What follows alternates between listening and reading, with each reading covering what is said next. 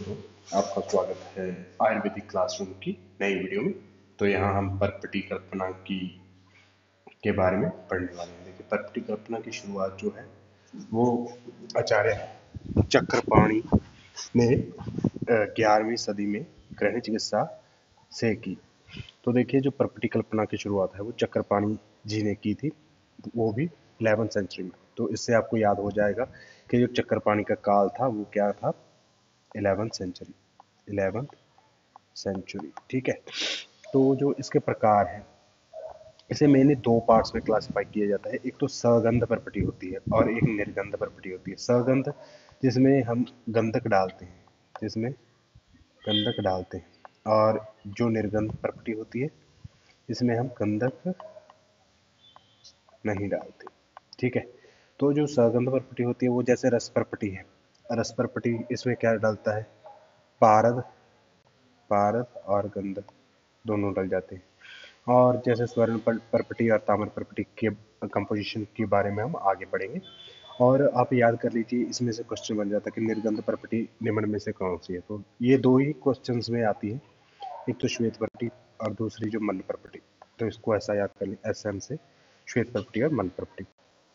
उसके बाद जो परपटी पाक, परपटी पाक कितने प्रकार का होता है? परपटी पाक 3 प्रकार से जो परपटी पाक होता है। देखिए, पहला है मृदु पाक, दूसरा है मध्य पाक और तीसरा है खर पाक। जब परपटी मृदु होगी तो जो उसका कलर होगा वो मयूर चंद्रिका, यानी कि ऐसे मोर के पंख के समान होगा। ठीक है, मोर के पंख के समान।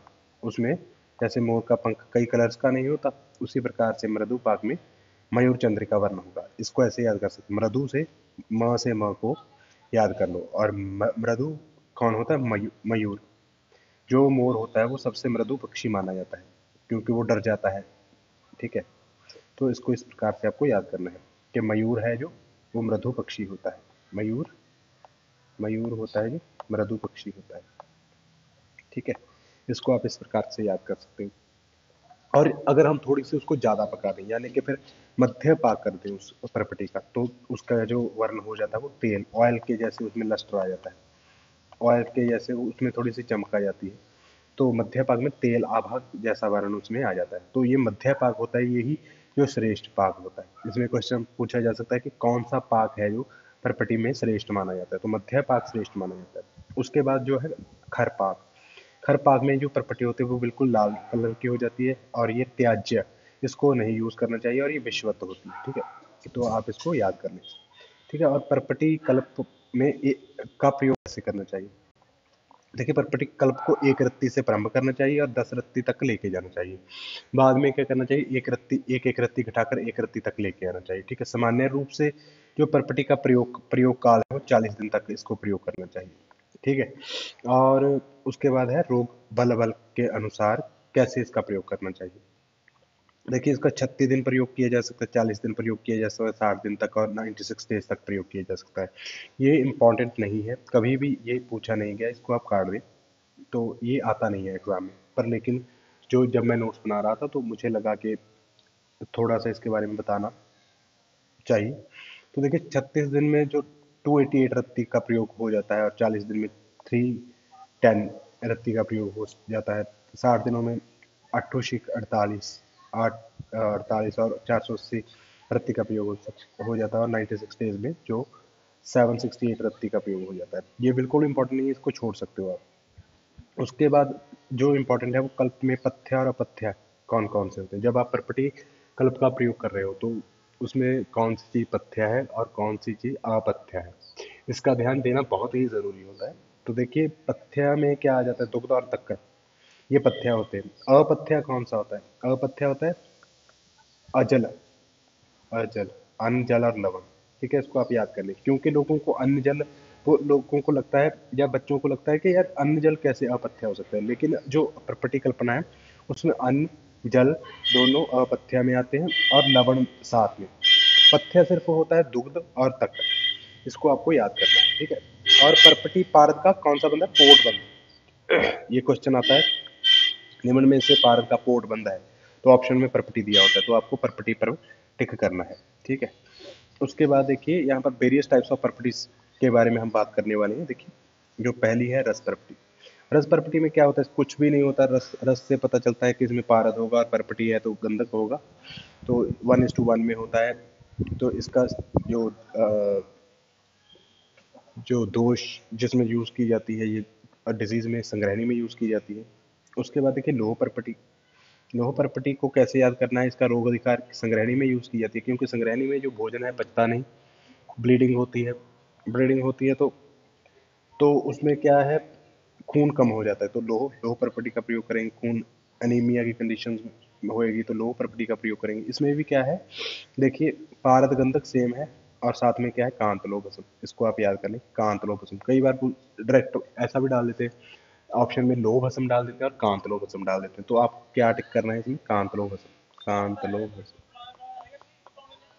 ठीक है, भस्म। इसको आपको याद करना है। उसके बाद देखिए ताम्र परपटी। ताम्र परपटी को कुष्ठघन परपटी बोलते हैं। ताम्र परपटी को कुष्ठघन परपटी बोलते हैं क्योंकि जो ताम्र होता है वो लेखनीय का काम करता है, और जितने भी लेखनीय एलिमेंट्स होते हैं, चाहे वो नागरमोथा हो, चाहे वो कूट हो, चाहे ताम्र हो, तो वो कुष्ठघन का काम करते हैं, यानी कि स्किन डिजीजेस को कम करने का काम करते हैं, ठीक है। तो ताम्र भस्म में आपको एक चीज जो याद करनी है वो वत्सनाभ की क्वांटिटी याद करनी है। देखिए पारद गंधक और ताम्र ये तो होगा ही होगा, क्योंकि हर एक प्रॉपर्टी में पारद और गंधक तो शामिल है ही, और ताम्र है जो प्लस वत्सनाभ, इसको याद करना है, क्योंकि जो ताम्र का एंटीडोट क्या होता है, वत्सनाभ होता है, तो इसको आप याद कर लें। तो जो वत्सनाभ की क्वांटिटी होती है वो इनके मुकाबले कम होती है। देखिए इसकी रेशियो है जो 3:3:3:1 है, तो इसमें 4 ही कॉन्स्टेंट्स हैं, इसको आप याद कर लें। उसके बाद इसको देखिए, एक इंपॉर्टेंट जो बात है ताम्र प्रॉपर्टी के बारे में, योग रत्नाकर ने कास में प्रयोग किया है, और कदली पत्थर के यूजुअली क्या होता है, जो परपटी बनाते हैं तो इसमें कदली पत्थर का प्रयोग होता है, लेकिन यहाँ पर जो है ताम्र परपटी में कदली पत्थर का प्रयोग ना करते हुए अर्क पत्थर का प्रयोग किया गया है, ठीक है। तो रसरत्न समुच्चय है जो, वो इसे कुष्ठ चिकित्सा में प्रयोग करते हैं, और योग रत्नाकर कहाँ प्रयोग करते हैं, कास में। तो ये क्वेश्चन आ जाता है कि योग रत्नाकर ने ताम्र परपटी का प्रयोग कहाँ पर किया है, तो योग रत्नाकर ने जो प्रयोग किया है, कास में प्रयोग किया है, और कदली पत्थर के स्थान पर किसका प्रयोग किया है, अर्क पत्थर का प्रयोग किया है। इसमें ये क्वेश्चन मैं क्वेश्चन पेपर्स में भी जरूर डालूंगा। इस पे इनमें से एक क्वेश्चन एग्जाम में भी आता ही आता है, तो बिल्कुल छोड़ना नहीं है इसको। स्वर्ण परपटी देखिए, स्वर्ण परपटी के कंटेंट्स देख लीजिए पहले। संग्रहणी चिकित्सा तो इसमें कॉमन ही है, सभी संग्रहणी में यूज होते हैं, पर यहाँ पर क्या है, पारद गंधक और स्वर्ण है। स्वर्ण थोड़ा महंगा आता है, इसीलिए क्वांटिटी में कम कर दिया जाता है, और स्वर्ण के साथ मेल खाता कोई भी एलिमेंट नहीं इसमें डलता, तो इसमें इसीलिए इसको याद कर ले, पीजीएस, पीजीएस, पीजीएस, पीजीएस जो होते हैं सरकारी मुलाजमों को पीजीएस बोल देते हैं, ठीक है। तो पीजीएस आप याद कर लें, तो इसकी रेशो याद करनी 4:4:1, ठीक है, इसको ऐसे याद करना है आपको। उसके बाद है पंचमृत प्रॉपर्टी। पंचमृत प्रॉपर्टी में क्या आपको क्या कैसे याद करना, देखिए इसका निम्नलिखित है कि गपाल, गपाल आता, आता, ठीक है, कपाल आता, ठीक है। तो गपाल गंधक, गंधक हो गया, पारद हो गया, पारद, ठीक है। और उसके बाद लहो, लह से कांत लो, ठीक है, कांत लो, और आता से अभ्रक भस्म, वज्र अभ्रक या फिर अभ्रक, तो आता से क्या हो गया, ताम्र भस्म। तो इसको आप ऐसे याद कर सकते हो, ठीक है, कपाल आता। विजय परपटी में क्या क्या है, और साथ में आप इसको याद करने इसकी रेशो को, ठीक है, यहाँ से नोट करके याद करना है आपको।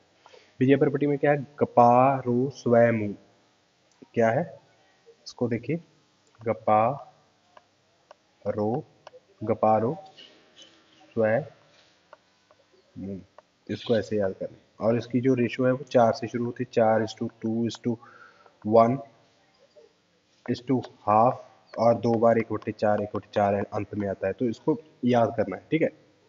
ये जो विजय प्रॉपर्टी है ये उत्तम रसायन है और वृश्य है, उत्तम रसायन है, वृश्य है, इसका ये याद कर लेना है, ठीक है। और साथ ही संग्रहणी और उपद्रव युक्त जो जक्षमा है उसमें यूज की जाती है, ठीक है, इसको आपको याद करना है, ठीक है। गगन प्रॉपर्टी, उसके बाद आ जाती है गगन प्रॉपर्टी। ये मेरी फेवरेट प्रॉपर्टी है, क्योंकि ये देखिए इसका जो रेशियो होता है वो 2:2:1 होता है, ठीक है, आप इसको देख लें। गगन प्रपटी गंधक पारद और अभ्रक इसमें होता है। इसमें बिल्कुल देखिए गप्पा गप्पा मारनी होती है, गप्पे मारनी होती हैं इसमें। ठीक है, गप्पे मारनी होती हैं और गगन प्रपटी बन जाती है आपकी। गगन प्रपटी जब बनाती है तो उसके पास बैठ के क्या मारनी होती है, गप्पे। GPA गंधक पारद और अभ्रक। ठीक है, बिल्कुल याद हो जाएगा आपको। बोल प्रपटी देखिए, बोल प्रपटी गंधक पारद बोल। ठीक है, बोल प्रपटी में क्या करो, गंधक पारद बोलो, गंधक पारद को बोलो। ठीक है, गंधक पारद बोल हो गया। तो जो पहले है गंधक और पारद, उसकी रेशियो है 1:1। और जो बोल है उसमें देखिए दो शब्द यूज होते हैं, बी ब और ल। तो उसकी रेशियो भी 2। तो जो बोल है वो बहुत ही अच्छा रक्त स्तंभक है। रक्त स्तंभक ड्रग है, स्तंभक ड्रग। तो इसका जो प्रयोग होता है वो रक्त पित्त रोग अधिकार में होता है। और जो श्वेत पर्पटी है, श्वेत पर्पटी को क्या कहते हैं, क्षार पर्पटी भी बोल देते हैं, क्षार पर्पटी। ठीक है, तो क्षार पर्पटी में क्या डलता है, कलमीशोरा फिटकरी नवसातर, कलमीशोरा फिटकरी नवसातर। इसको आप कैसे याद करोगे, KFN। ऐसे मत बोल देना कि कफन, कफन बन गया, कफन यानी कि किसी का मरना। पर हमें तो याद करना है, तो हम इसको क्या याद करेंगे, कफन। तो श्वेत पर्पटी क्षार पर्पटी बोल देते हैं। तो अगर किसी को मूत्र क्रश हो जाए तो तब यूज होते हैं। तो इसकी रेशियो जो होती है 16:2:1 होती है। और इसको ऐसे ही याद करना है आपको, कफन, कफन। रेशो आपके फिर इसीलिए याद रहेगी, कफन। ठीक है, क्या है, कलमीशोरा फिटकरी नवसातर। कलमीशोरा का पर्याय सूर्यशार होता है और फिटकरी का जो पर्याय होता है वो सप्टिका होता है। नवसातर का नवसादरी याद कर लो आप। ठीक है, नवसादर को वैसे एंटासिड के रूप में एलोपैथिक कंपनीज यूज करती हैं, लेकिन आपके काम का ये बिल्कुल नहीं है। तो इसलिए आप सप्तमृत पर्पटी देखिए, सप्तमृत पर्पटी बिल्कुल पंचमृत पर्पटी वाली इसकी कंपोजिशन है, कपाल, कपाल आता। ठीक है, उसको वैसे ही याद करना है। और इसमें साथ में क्या है, नाग और बंग है, दोनों बहन भाई नाग और बंग है। और ये संभाग है, संग्रहणी में यूज होती है। ठीक है, सप्तमृत पर्पटी देखिए 7 चीजें हैं इसमें, स संग्रहणी में यूज होती है, संभाग यूज होती है, स से सप्तमृत पर्पटी होती है। तो इसको ऐसे बिल्कुल याद कर सकते हो, ये इजी हो जाता है आपको याद करना। ठीक है, उसके बाद देखिए पर्पटी व रोग अधिकार, बहुत ही इंपॉर्टेंट है। देखिए अष्टअमृत पर्पटी शूल में यूज होती है, अष्टअमृत पर्पटी किस में यूज होती है, अष्ट अमृत पर्पटी। अष्ट जब देखिए आप ऐसे हम बनाते हैं एब्डोमिनल क्वाड्रेंट्स, तो वो 9 बन जाते हैं, 1 2 3 4 5 6 7 8 9। तो शूल कहाँ होता है, पेट में होता है, तो 8। तो ऐसे देखिए, या फिर कई लोग क्या करते हैं 8 पैक एब्स बनाते हैं। आप ऐसे याद कर लो इसको कि कई जो बॉयज़ होते हैं वो क्या करते हैं, ऐसे 8 पैक्स बनाते हैं, 3 ऐसे, है ना। तो वो 8 हो गए और उनके शूल होने लग जाता है, जिम लगा लगा के शूल। तो अष्टमृत पर्पटी कहाँ पर यूज होती है, शूल में यूज होती है। जो गगन पर्पटी होती है वो कहाँ यूज होती है, पांडु और संग्रहणी में। ये हमारे यहाँ पर एक डॉक्टर था, देखिए इसके बारे में थोड़ी स्टोरी सुनाऊंगा आपको। ये हमारे एक यहाँ पर डॉक्टर हैं, डॉक्टर गगन, वो गैस्ट्रो के डॉक्टर हैं। किसके डॉक्टर हैं, गैस्ट्रो, पेट के डॉक्टर हैं। तो वो उनके पास मोस्टली पेशेंट कौन आते हैं, पांडु और संग्रहणी के, क्योंकि संग्रहणी से ही तो पांडु हो जाता है। तो अगर संग्रहणी होगी तो पांडु। तो इसलिए जो गगन पर्पटी है वो संग्रहणी को ठीक करती है और पांडु खुद ब खुद ठीक हो जाता है। ठीक है, तो इसमें इसकी हमने कंपोजिशन थी, वो केमिकल कंपोजिशन तो हमने पढ़ी थी गगन पर्पटी की, क्या थी, पारद, गंधक, और क्या था, ऐसे याद किया था हमने, GPA, गप्पा मारनी पड़ती है, गंधक पारद और अभ्रक।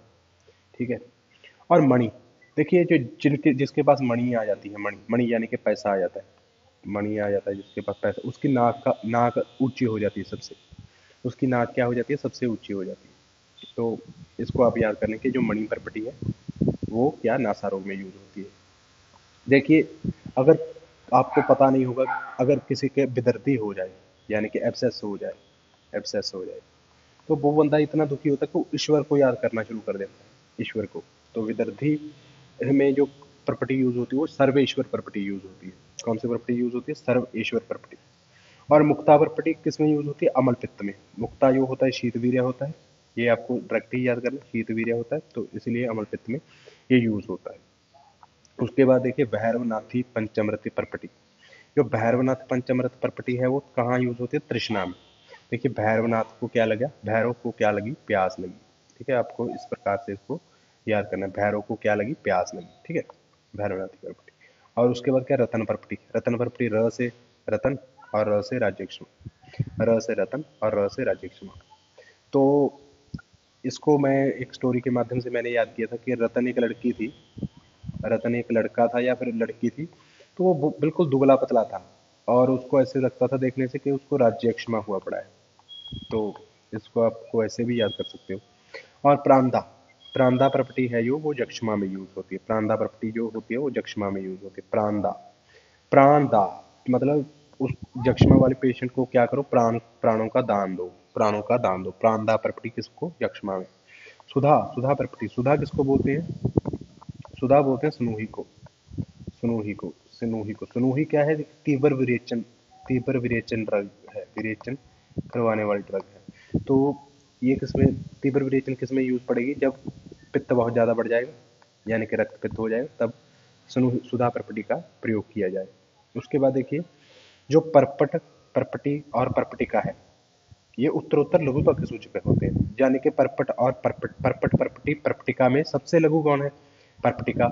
उससे कम लघु, थोड़ा हैवी हो जाता है परपटी, उससे ज़्यादा जो हैवी हो जाता है वो परपट हो जाता है। ठीक है, इस प्रकार से इसको आपको याद करना है। ठीक है, आई होप आपके समझ आ गए। उसके बाद देखिए, परपटी निर्माणार्थ, जो परपटी निर्माणार्थ क्या करते हैं, कजली, गौम्य और कदली पत्थर का प्रयोग किया जाता है। कजली यानी कि कजली कैसे बनती है? कजली कैसे बनती है आपको पहले कजली, कजली बनती है पारद और गंधक से। तो इसको जो कजली को बना के क्या कर दिया जाता है, ऐसे बड़े बड़े केले के पत्तों के बीच में रख दिया जाता है, बिछा दिया जाता है। ऊपर से फिर इसके एक पत्ता ऐसे रख दिया जाता है, और ऊपर क्या होता है, इसके ऊपर जो गौम्य होता है, गौम्य यानी कि गौ का जो गौ गौ के जो होता है, गोबर होता है, उसको लीप दिया जाता है। तो उसका इसीलिए इसमें तीन चीज़ों का प्रयोग होता है। परंतु जो श्वेत पर्पटी होती है उसमें उसमें जो ना तो गौम्य का प्रयोग होता है और ना ही उसमें कदली का प्रयोग होता है और ना ही उसमें क्या होता है, कजली का प्रयोग होता है। क्यों? क्योंकि उसकी केमिकल कंपोजिशन हमने याद की थी, कफन, कलमीचोरा, फिटकरी और नवसादर है। तो अगर उसमें कजली पड़ी नहीं तो उसमें कौम्य का क्या प्रयोग होगा? तो इसी प्रकार से आप याद कर लें कि जो श्वेत पर्पटी है उसमें इन तीनों का प्रयोग नहीं होता, और जबकि जब आप पर्पटी, दूसरी पर्पटी निर्माण करते हो तो कजली, गौम्य और कदली पत्थर का आपको जो होगा प्रयोग होता है। ठीक है, इसी के साथ अ, आप इसको पढ़ो और नेक्स्ट वीडियो के लिए हमारे चैनल को सब्सक्राइब करें, शेयर करें और बने रहिए आयुर्वेदिक क्लासरूम के साथ। धन्यवाद।